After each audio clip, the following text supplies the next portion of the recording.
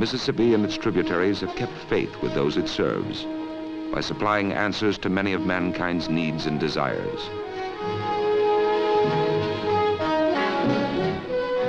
Great river, father of waters, the mighty Mississippi, serene in the sunset hush of its gently flowing waters.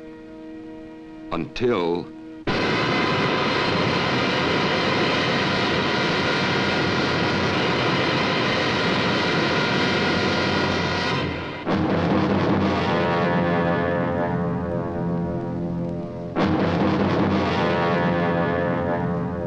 it becomes a terrifying maelstrom of roiling, ugly water. Violent, cruel, a destroyer of land, property, and human life.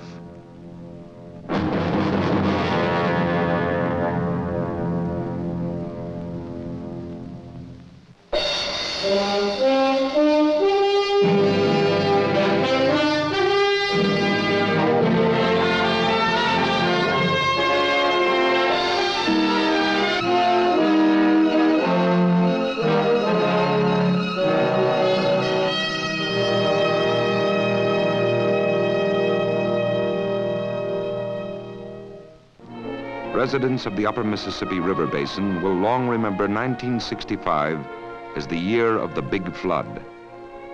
Earlier floods of 1950 and 1952 had smashed previous high water and property damage records, some of them dating back to 1880. But the Big Flood of April 1965 was to be greater, of longer duration, and even more devastating than any upper Mississippi River flood in the memory of man.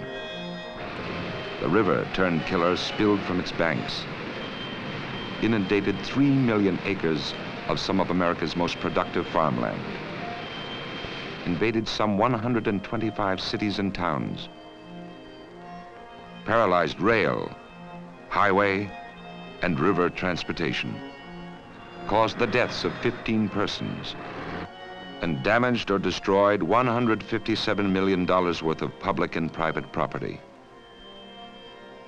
Later, after the angry waters had receded, leaving millions of tons of foul-smelling mud and rotting debris, river residents asked each other, what is it that makes a normally friendly river go on periodic rampages?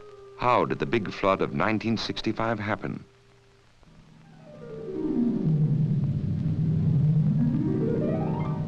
It started with snow. During March, snow fell almost every day. Throughout that month, many parts of, through television, radio, newspapers, the U.S. Weather Bureau and the engineers alerted and advised the public. What it takes to fight a flood is sand. Millions of cubic yards of sand and earth, and burlap, and shovels, trucks, equipment, know-how, and sweat. Unpaid volunteers bent their backs, many of them working around the clock. Once a flood begins, the time for flood control has long since passed. About all the town can do is build its defenses and ready itself for the inevitable. Then, the worst thing possible happened. Rain. In sections of southern and central Minnesota, up to 1 inch fell within a 24-hour period. During the flood, 5 inches of rain fell in some areas. On April 9th, waters of the Minnesota and Blue Earth rivers rose to over 29 feet at Mankato, the highest stage since 1881. Downriver, the Minnesota hit St. Peter, Henderson, Carver, Chaska, Shakopee, and Savage. Other rivers overflowed: the Zumbro, the Crow, St. Croix, Chippewa, Cottonwood, Root, Upper Iowa, Kickapoo, and Wisconsin. The St. Croix alone added about 1.25 billion gallons of water per hour to the already swollen Mississippi.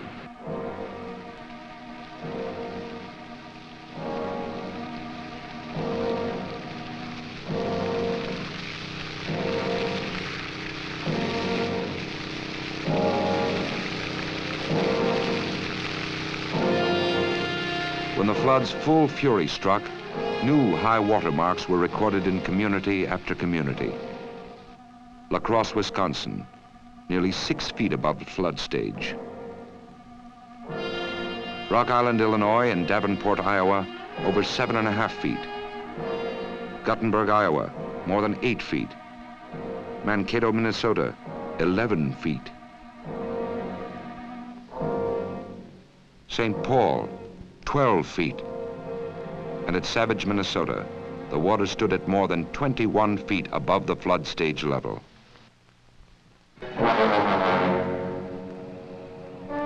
And so the flood fight went on. Man against nature on the loose in scores of communities along the Mississippi and its tributaries.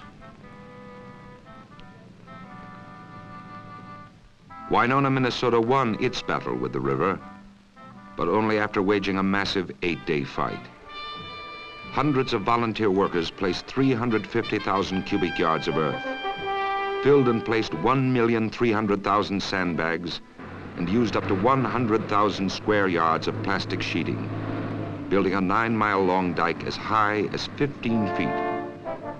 When water seeped under the earthen dike, 57 portable pumps hurled the water back into the maddened river.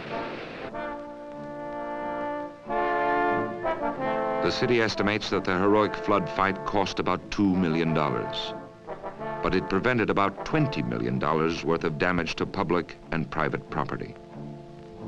Tragically, in some communities, emergency flood fighting measures were too late, too little, or not at all.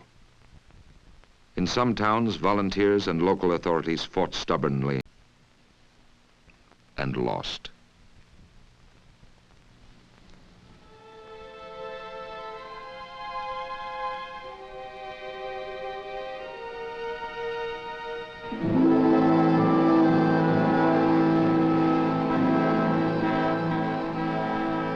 Mankato, 240 acres of the city were inundated with water that rose above first-floor windows.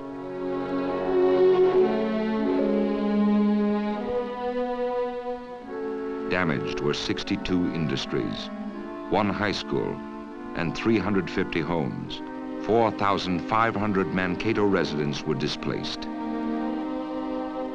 At the small community of Carver, Minnesota, the river went 16 feet over flood stage and covered half of the town above the first floor.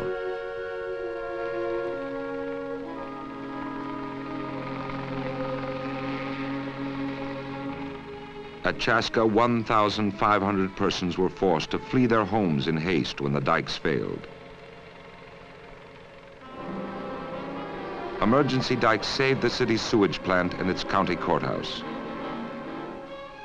At Prairie du Chien, Wisconsin, some 250 homes were flooded, 1,000 people evacuated, and 59 business establishments damaged.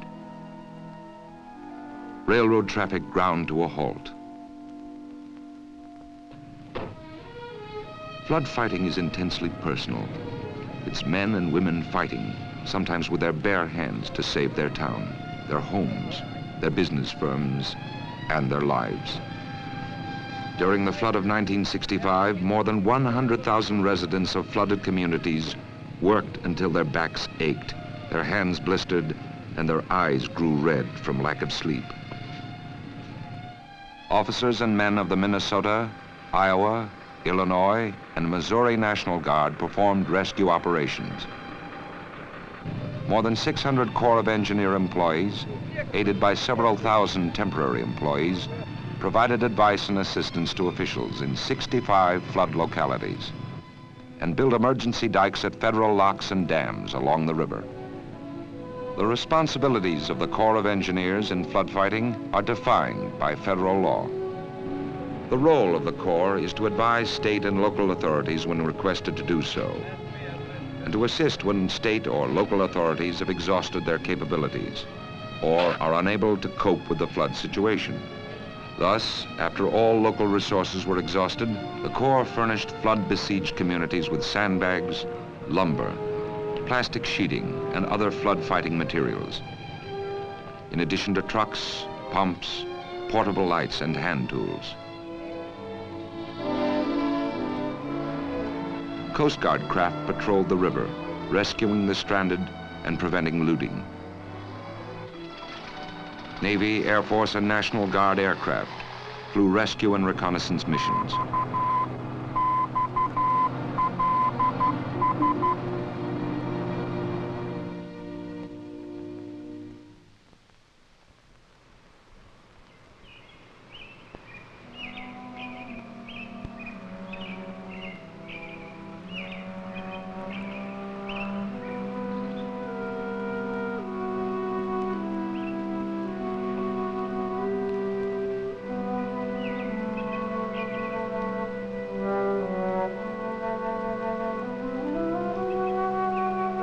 At last, the savage brown waters began receding.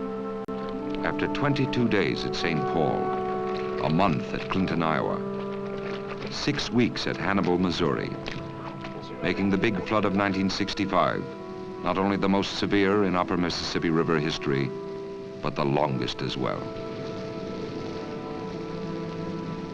As residents began the dreary task of restoring their damaged homes and business firms, state, county, and local officials throughout the flood area began adding up the cost.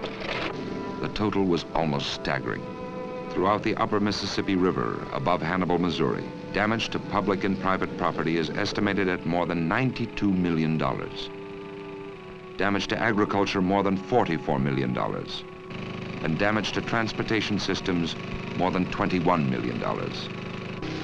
In Minnesota alone, an estimated 21,000 families suffered property losses and 40,000 families required flood aid. Many thousands more in Wisconsin, Iowa, Illinois, and Missouri were forced to flee their homes. $157 million worth of damage is a monumentally tragic statistic. Yet behind that massive loss lies personal tragedy that can never be measured by dollars and cents.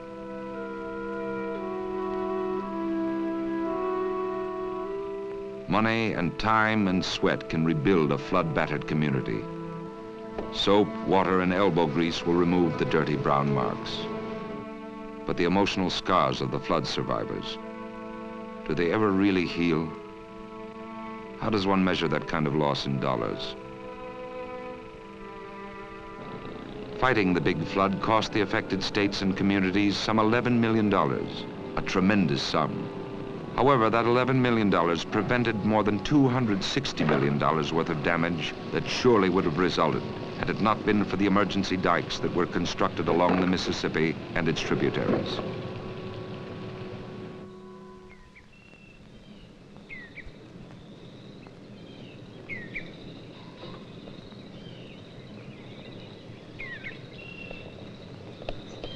May 1965 was beautiful. The sun had warmed the land. The rivers were returning to normal. Most area residents pushed memories of the flood into the dim recesses of their minds.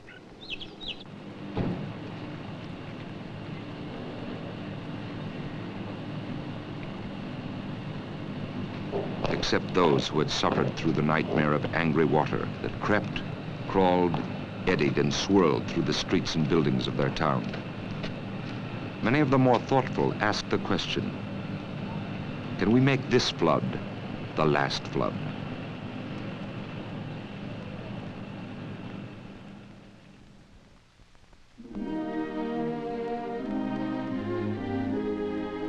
The Corps of Engineers was established in 1775.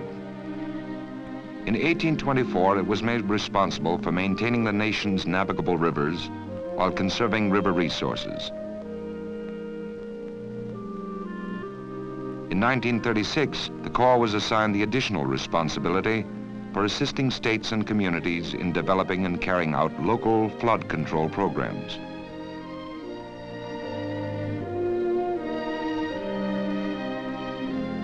The Corps of Engineers employs several techniques for controlling floods.